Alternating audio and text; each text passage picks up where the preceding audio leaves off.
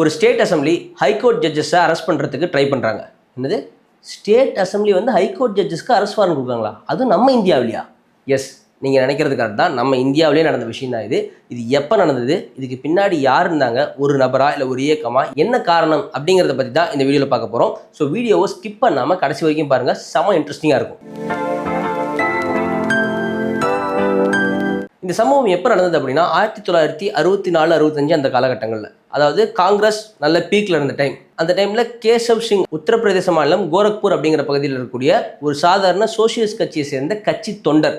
இவர் தான் இவ்வளோ பெரிய கான்ஸ்டிடியூஷனல் கிரைசிஸ், அதாவது அரசியலமைப்பு நெருக்கடிக்கே காரணமானவர் அப்படின்னு சொன்னால் நம்மளால் நம்ப முடியுதா? பட் அதுதான் நிதர்சனமான உண்மை.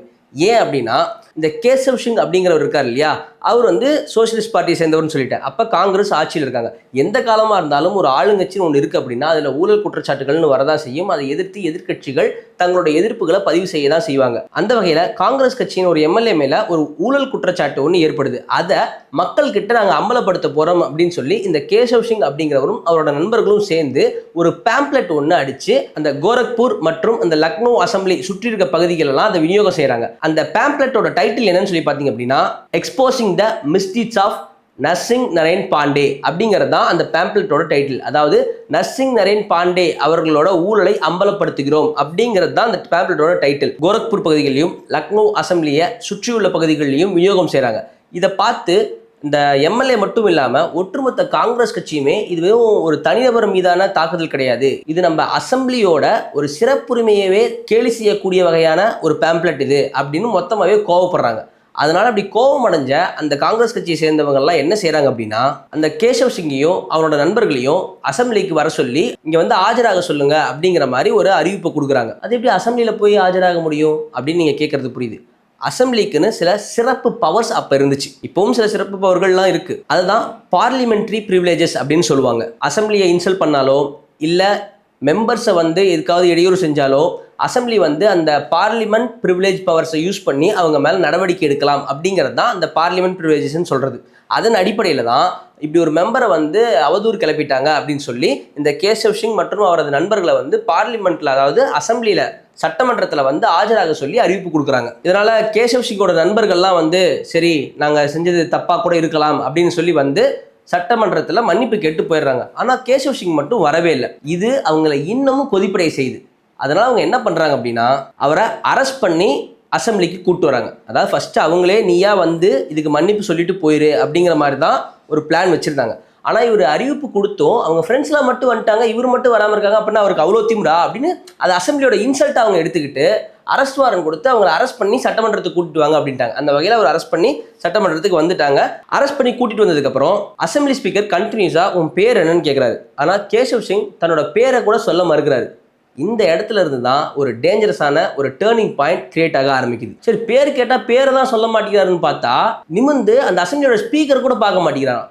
அதுக்கு பதிலாக அவர் என்ன பண்ணுறாருன்னா ஒரு லெட்டர் எழுதி அவங்களுக்கு கொடுக்குறாராம். என்னை அரெஸ்ட் பண்ணதுங்கிறது உங்களோட கொடுங்கோன்மையை தான் குறிக்குது அப்படின்னு சொல்லி எழுதி கொடுக்குறாரு. இதை படித்த உடனே அங்கே இருக்க ஒட்டுமொத்த எம்எல்ஏக்களும் பயங்கர கொதிப்படைகிறாங்க. ஃபஸ்ட்டு எடுத்த உடனே 3 மாதம் அவருக்கு சிறை தண்டனை அப்படிங்கிறாங்க. அப்புறம் அப்படி இப்படி அப்படின்லாம் ஒரு மாதிரி டாக்ஸ்லாம் போகல, அது வேணாம் இது வேணான்னு அந்த மாதிரி டாக்ஸ்லாம் போயிட்டு கடைசியாக இவருக்கு வந்து 7 நாள் சிறை தண்டனை அப்படிங்கிறத அறிவிப்பு கொடுத்துட்றாங்க. இது வரைக்கும் இது வந்து ஒரு வெறும் லோக்கல் இஷ்யூவாக மட்டும்தான் இருக்குது.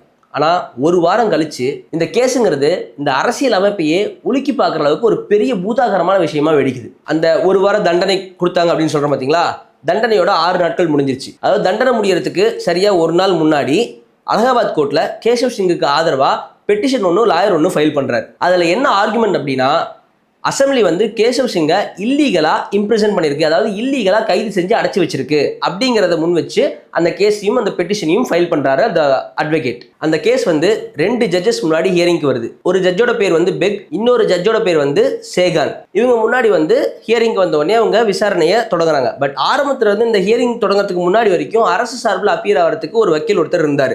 திடீர்னு ஹியரிங் அன்னைக்கு அவர் காணாமல் போயிட்டார். அதனால கோர்ட்டுக்கு கேசவ் சிங்கோட தரப்பு வாதத்தை மட்டும் கேட்கறதுக்கான வாய்ப்பு தான் இருந்துச்சு. அப்புறம் அந்த வாதத்தை எல்லாம் கேட்டுட்டு கோர்ட் வந்து இவரை பெயிலில் விட்டுறாங்க. இங்கே தான் வெடிக்கிறதுக்கான ஆரம்ப தீப்பொறி கிளம்புனுச்சு அப்படின்னு சொல்லணும். ஏன் அப்படின்னா இவரை பெயிலில் விட்டாங்கன்னு தெரிஞ்ச உடனே அசம்பிளியில் இருக்கக்கூடிய ஸ்பீக்கர்லேருந்து அசம்பிளி மெம்பர்ஸ் எல்லாம் ஒரு மாதிரி ட்ரிகர் ஆகிட்டாங்க. அதாவது அசெம்பிளி கொடுத்த ஒரு பனிஷ்மெண்ட் ஆர் ஒரு தீர்ப்புல இருந்து அது ஹைகோர்ட் இன்டர்ஃபியர் ஆகுதா அப்படின்ட்டு இப்படியெல்லாம் கொந்தளிக்க ஆரம்பிச்சிட்டாங்க. அந்த கொந்தளிப்போட வெளிப்பாடு தான் ஒரு அன்பிலீவபிளான டிசிஷன் மேக்கிங். அசெம்பிளி ஒரு ரெசல்யூஷனை பாஸ் பண்ணுது. அது என்ன அப்படின்னா, கேசவ் சிங்கை மட்டும் இல்லை, கேசவ் சிங்காக வாதாடின வக்கீல், அவர்களுக்கு தீர்ப்பு சொன்ன அந்த ஜட்ஜஸ் இருக்காங்க இல்லையா, ஜட்ஜ் பெக் அண்ட் சேகல் அப்படின்னு சொல்ற 2 பேர் இருக்காங்க இல்லையா, அவங்க 2 பேர், இவங்க எல்லாத்தையுமே அரெஸ்ட் பண்ணி அசெம்பிளி முன்னாடி கொண்டு வந்து நிறுத்துங்க அப்படிங்கிறது தான் அசெம்பிளியில் இருக்கக்கூடிய ஸ்பீக்கர்லாம் எடுத்த ரெசல்யூஷன்ஸ். இந்த நியூஸ் வந்து ரேடியோலாம் வருது. இதை கேட்ட உடனே ஜட்ஜஸே ஷாக் ஆகுறாங்க. என்னடா இது இப்படி பண்ணிட்டு இருக்காங்க, இது கிட்டத்தட்ட நீதித்துறை சுதந்திரத்தின் மீதான தாக்குதல் மாதிரி இருக்கே அப்படின்லாம் யோசிக்கிறாங்க. அதுக்கப்புறம் அவங்க என்ன பண்றாங்க, இந்த ஜட்ஜஸ்லாம் அவங்க ஒரு கேஸ் ஃபைல் பண்ணி ஹைகோர்ட்ல அவங்களே இந்த பெட்டிஷனை ஃபைல் பண்றாங்க. தீர்ப்பு கொடுக்க வேண்டிய ஜட்ஜஸ் மேலதான் பிராது, அவங்களே பெட்டிஷன் ஃபைல் பண்ணியிருக்காங்கன்னா இப்போ யார் தான் விசாரிக்கிறது அப்படின்னு ஒன்று இருக்குல்ல. இங்கே தான் இப்போ வரைக்கும் அது ஒரு ஹிஸ்டாரிக்கல் ரெக்கார்டுங்கிற மாதிரி ஒரு ஜட்ஜ் இல்லை, 2 ஜட்ஜ் இல்லை, கிட்டத்தட்ட 28 ஜட்ஜஸ் சேர்ந்த அமர்வு வந்து உட்கார்ந்து இந்த கேஸை விவாதிச்சிருக்காங்க. இன்னைக்கு வரைக்கும் அது ஒரு பெரிய ரெக்கார்டு. அதை இப்போ வரைக்குமே யாரும் முறியடிச்ச மாதிரி தெரியல. இப்போ இமேஜின் பண்ணுங்க, போலீஸ் எல்லாம் என்ன பண்ணுவாங்க, அசெம்பிளி கொடுக்குற ஆர்டரை ஃபாலோ பண்ணுவாங்களா இல்லை ஹைகோர்ட் கொடுக்குற ஆர்டரை ஃபாலோ பண்ணுவாங்களா? கான்ஸ்டிடியூஷனல் வைஸ் பார்த்தீங்கன்னா இந்த பக்கம் ஜுடிஷரி, இந்த பக்கம் அசெம்பிளி, ரெண்டுமே ஈக்குவல் பவர் கொண்ட ஒரு இன்ஸ்டிடியூஷன் தான். 2 பேருமே ஒண்ணுக்கு ஒன்று முட்டிக்கிட்டு இருந்தா அட்மினிஸ்ட்ரேட்டிவ் மொத்த நிர்வாக இயந்திரமே அப்படியே ஒரு மாதிரி ஸ்தம்பிச்சு போய் நிற்குது. இந்த தகவல் டெல்லி வரைக்கும் போகுது. டெல்லியில் இதை கேட்டு ஒரு மாதிரி அங்கே இருக்கக்கூடியவங்களாம் பேனிக் ஆகுறாங்க. இறுதியாக இப்போ பிரைம் மினிஸ்டராக இருந்த ஜவஹர்லால் நேரு அவர்களோட காதுக்கும் இது கொண்டு போகுது. அவர் வந்து இதை கேட்ட உடனே அவரும் பதறி போய் இதை இப்படியே விட்டா இது ரொம்ப பெரிய அளவில் வெடிக்கிறதுக்கான அனைத்து சாத்தியக்கூறுகளும் இருக்கு அப்படிங்கிறதுனால அப்போ இருந்த பிரசிடென்ட் கிட்ட சொல்லி சுப்ரீம் கோர்ட்டுக்கு ஒரு ரெஃபரன்ஸ் ஒன்று அனுப்ப சொல்றாரு. அப்படின்னா என்ன அப்படின்னா, ஃபைனலாக இந்த கான்ஸ்டியூஷனல் படி இதில் எது கரெக்டு அப்படிங்கிறத சுப்ரீம் கோர்ட் இதை தெளிவுபடுத்தணும் அப்படிங்கிறத பிரசிடென்ட் மூலியமா ஒரு ரெஃபரன்ஸ் மாதிரி ஜவஹர்லால் நேரு அவர்கள் அனுப்பி வைக்கிறார். அந்த டைமில் பிரசிடென்ட்டாக இருந்தது யாருன்னு சொல்லி பார்த்தீங்க அப்படின்னா, அவர் தான் சர்வப்பள்ளி ராதாகிருஷ்ணன். இன்னைக்கு நம்ம செப்டம்பர் 5 டீச்சர்ஸ் டே வந்து செலிப்ரேட் பண்ணுறோம் இல்லையா, அது இவரோட பிறந்த நாள் தான் வந்து நம்ம செலிப்ரேட் பண்ணிட்டு இருக்கோம். அவர் தான் அன்றைய தேதியில் பிரசிடென்ட்டாக இருந்தார். இந்த இடத்துல தான் சுப்ரீம் கோர்ட் வந்து ஒரு வரலாற்று சிறப்பு மிக்க தீர்ப்பு ஒன்று கொடுத்துச்சு. கேசவ் சிங் கேஸில் நீதிபதிகள் கொடுத்த ஜட்ஜ்மெண்ட்டுங்கிறதோ இல்லை பெயிலுங்கிறதோ எந்த வகையிலையும் தவறு கிடையாது அப்படின்ற ஒன்றை பதிவு பண்ணுறாங்க. அடுத்த கட்டமாக கேசவ் சிங்குக்காக வாதாடிட்டு இருந்தார் இல்லையா அந்த அட்வொகேட் வந்து வாதாடினதும் கண்டெம்ட் ஆஃப் த அசம்பிளிங்கிறது கிடையாது. ஏன்னா அவங்க அந்த அட்வொகேட் மேலேயுமே கண்டெம்ட் ஆஃப் த அசம்பிளி அப்படிங்கிறத போட்டு தான் அரெஸ்ட் பண்ண சொல்லி இன்ஸ்ட்ரக்ஷன்ஸ் கொடுத்துருந்தாங்க. ஸோ அதனால தான் சுப்ரீம் கோர்ட் என்ன சொல்கிறாங்க அப்படின்னா, இந்த அட்வொகேட் சோலமனுங்கிற மேலே நீங்கள் அசம்பிளி கொடுத்துருந்த கண்டெம்ட் ஆஃப் த அசம்பிளிங்கிறது எந்த வகையிலையும் பொருந்தாது அப்படிங்கிறாங்க.